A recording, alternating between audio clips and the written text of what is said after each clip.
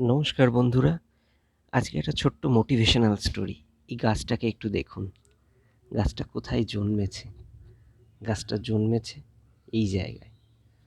মানে বলতে গেলে সিমেন্টের ফাঁকে একটা ছোট্ট জায়গা ছিল। কোনোভাবে বীজটা সেই ছোট্ট জায়গার মধ্যে যায়, সেখান থেকেই গাছটা হয়। এবার গাছটার দিকে তাকালে এখানে রোদ পড়ে, জলের ডিরেক্ট কোনো কানেকশান নেই, শুকনো একটা জায়গা।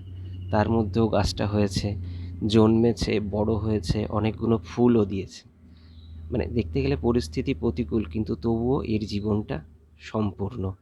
এবার আমাদের জীবনেও অনেক এরকম খারাপ পরিস্থিতি আসে, যখন মনে হয় না পরিস্থিতি খুব খারাপ, কি হবে, এখান থেকে সত্যিই কি কিছু ভালো হওয়া সম্ভব, জীবন পূর্ণ হওয়া সম্ভব, হয়তো জীবনটাই অসমাপ্ত থেকে যাবে, অপূর্ণ থেকে যাবে।